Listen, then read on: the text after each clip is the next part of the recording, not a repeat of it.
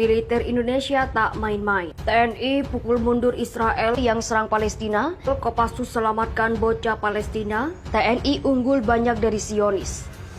Pasukan khusus akan kami laksanakan. Saya mohon doanya agar operasi ini bisa berjalan dengan lancar. Dukungan-dukungan untuk operasi sudah kita kirim secara bertahap. Kejahatan atas penduduk yang tidak berdosa. Saat bandingkan militer Indonesia dengan Israel yang dalam sebulan ini menyerang Palestina, ternyata tak kalah. Kekuatan militer Indonesia memiliki banyak keunggulan dibandingkan dengan militer negeri Zionis itu. Hanya kalah beberapa item saja. Hal itu tentu menarik melihat fakta bahwa militer Israel yang akhir-akhir ini terus mengganggu ketentraman Palestina. Sudah 5 hari agresi ke wilayah jalur Gaza, 2 rudal dijatuhkan oleh pihak Israel. Saya terus mengikuti dan juga saya sudah mendapatkan laporan situasi terkini. Saya juga telah memerintahkan Panglima TNI untuk mengambil tindakan tegas. Israel melakukan operasi militer yang dirancang untuk mengambil paksa tanah milik Palestina. Kalau Anda bayangkan tentara Israel yang tampak sangar dan dikenal sulit dikalahkan, namun peringkat mereka berada di bawah tentara Indonesia. Seperti dilansir dari globalfirepower.com, kekuatan militer Indonesia saat ini berada di peringkat ke-16 dunia.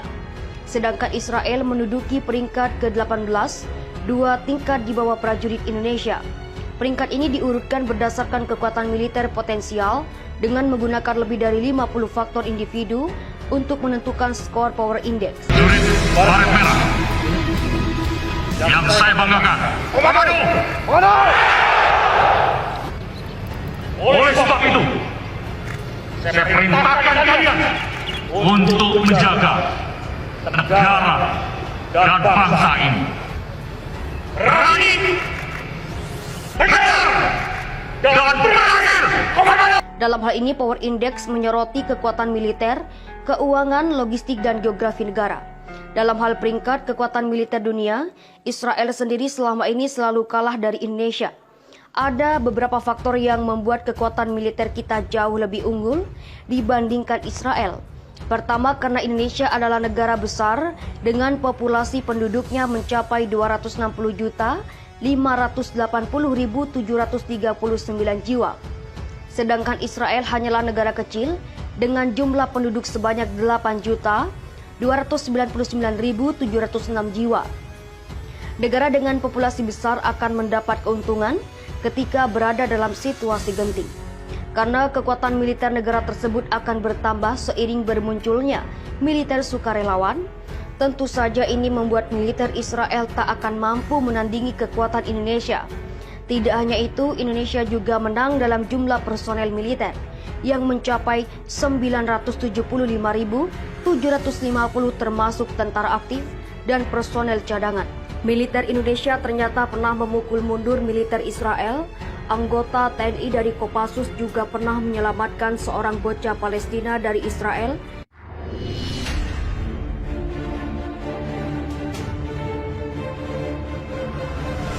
Sementara Israel hanya memiliki 615 personel militer aktif dan personel cadangan. Indonesia dengan luas wilayah daratan mencapai 1.904.569 km persegi dan luas lautan 21.579 km persegi juga menjadi hal yang menguntungkan. Dengan wilayah yang sangat luas membuat pasukan musuh kesulitan meluncurkan serangan secara bersama-sama di semua titik perbatasan. Bayangkan perbedaannya dengan Israel yang luas daratannya hanya 20.770 km persegi tanpa wilayah laut, tentunya menjadi lebih mudah dikepung bila terjadi peperangan. Namun negeri Zionis ini tetap menang dalam hal aset militer, meskipun kekuatan Indonesia lebih unggul dibandingkan Israel. Karena negara sekecil Israel saja memiliki 596 pesawat tempur, termasuk helikopter, 2.760 tank, dan 6 kapal selam. Sementara Indonesia hanya punya 478 unit pesawat tempur militer, termasuk helikopter, dan 418 tank serta 3 kapal selam. Pukul mundur pasukan Israel. Tetapi kekuatan militer Indonesia juga bukan cuma embel-embel. Nama TNI pernah disorot dunia karena berhasil menggagalkan perang Israel dan Lebanon. Melansir kontan.co.id, prajurit TNI yang tergabung dalam kontingen Garuda atau United Nations Interim Force in Lebanon atau UNIFIL bahkan tidak perlu mengangkat senjata. Secara cerdik, prajurit TNI memukul mundur tank Markava Israel yang menerobos perbatasan Lebanon saat latihan militer. Seorang prajurit TNI dengan tenangnya mengibarkan bendera PBB ketika tank Merkava mengarahkan moncongnya dan pasukan Lebanon berusaha menghalau perbatasan. Prajurit TNI itu juga dengan sengaja menggantungkan senjata di belakang, tanda peringatan perdamaian. Pasukan TNI berhasil meredakan ketegangan dengan melakukan negosiasi cerdik. Selamatkan bocah Palestina. Tidak hanya kali itu saja, pasukan Indonesia juga pernah secara heroik membebaskan bocah Lebanon usia 15 tahun yang ditahan tentara Zionis Israel. Kisah itu disampaikan dalam buku Kopassus untuk Indonesia dilansir sosok.id. Saat itu personel UNIFIL dari Indonesia, Batalion atau Indobat bernama Mayor Yuda Erlangga dari Kopassus yang tergabung dalam kontingen Garuda. Mayor Yuda dalam tugasnya pernah melakukan diplomasi dengan militer Israel yang menangkap bocah 15 tahun. Bocah yang masih di bawah umur itu ditangkap karena melempari batu di perbatasan Israel. Sebagai pasukan perdamaian, Mayor Yuda dan rekannya melakukan dialog selama 4 jam sampai tentara Israel setuju untuk membebaskan bocah iseng tersebut. Meski saat melakukan negosiasi tentara Israel selalu menodongkan senjata, namun pasukan Garuda tak gentar. Mereka pun berhasil menyelamatkan anak tersebut tanpa pertumpahan darah. Peringkat ini diurutkan berdasarkan kekuatan militer potensial dengan menggunakan lebih dari 50 faktor individu untuk menentukan skor Power Index. Dalam hal ini, Power Index menyoroti kekuatan militer, keuangan, logistik, dan geografi negara.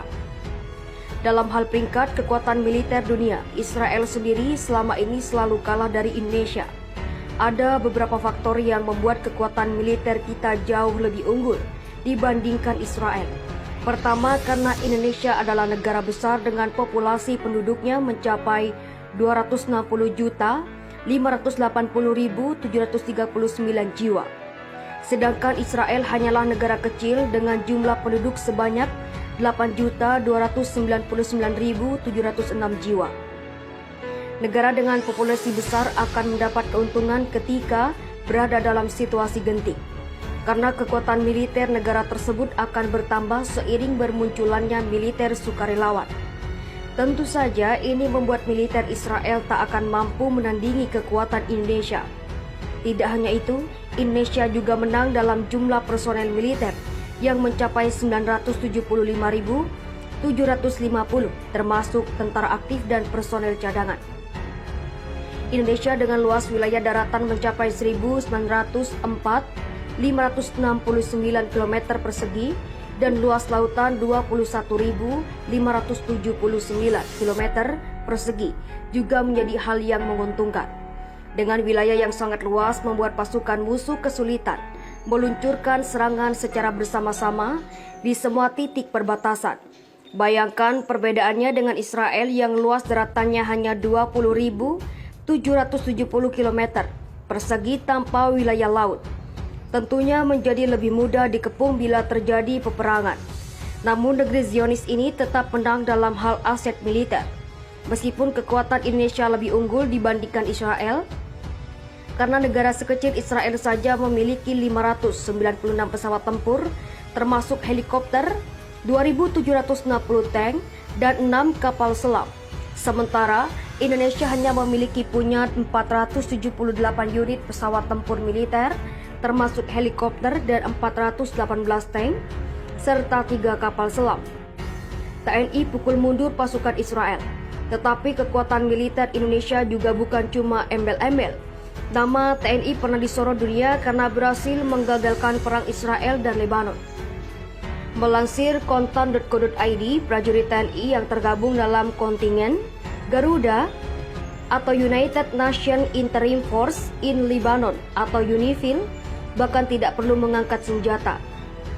Secara cerdik, prajurit TNI memukul mundur tank Merkava Israel yang menerobos perbatasan Lebanon saat latihan militer. Seorang prajurit TNI dengan tenangnya mengibarkan bendera PBB ketika tank Merkava mengarahkan moncongnya dan pasukan Lebanon berusaha menghalau perbatasan. Prajurit TNI itu juga dengan sengaja menggantungkan senjata di belakang, tanda peringatan perdamaian. Kopassus selamatkan bocah 15 tahun dari tentara Israel. Tidak hanya kali itu saja, pasukan Indonesia juga pernah secara heroik membebaskan bocah Lebanon usia 15 tahun yang ditahan tentara Zionis Israel.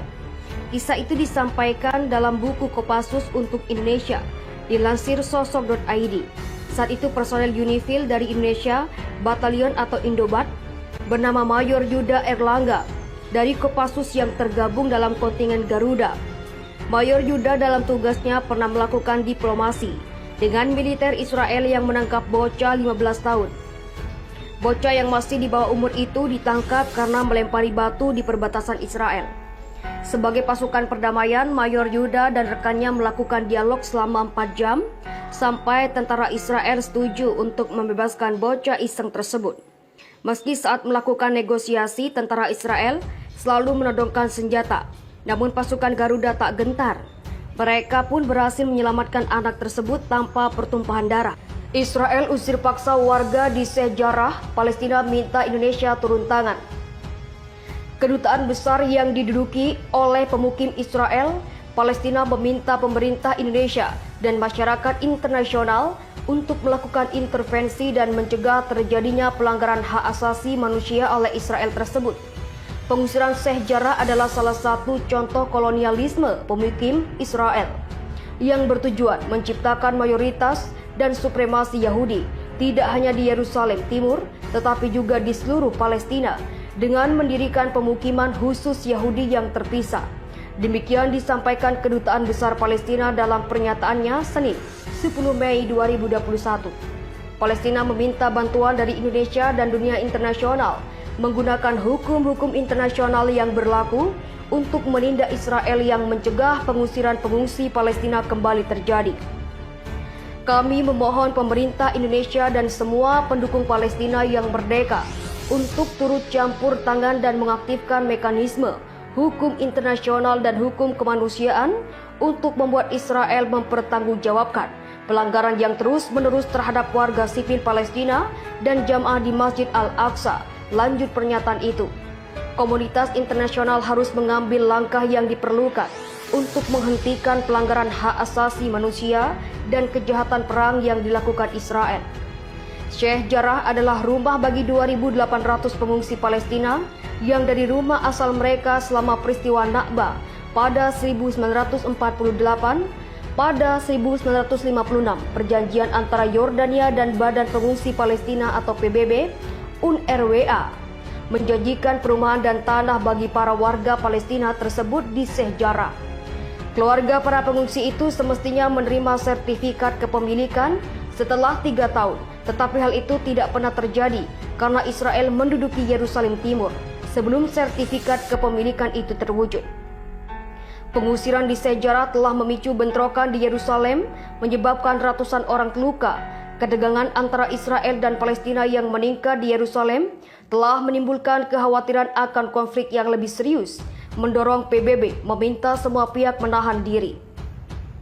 Di San Francisco, Vika Ratanapakde, perempuan asal Thailand, berusia 84 tahun, meninggal dunia pada 31 Januari lalu setelah seorang penyerang berlari ke arahnya dan memukulnya sehingga jatuh ke trotoar. Keesokan harinya, di kawasan Chinatown di Oakland, seorang laki-laki berusia 91 tahun didorong hingga jatuh oleh seorang penyerang yang kini menghadapi 3 tuduhan serangan berbeda. Eddie Zhang, pendiri New Breed Foundation, mengatakan hal terburuk yang dilakukan satu pihak terhadap pihak lain adalah mengadu domba satu sama lain.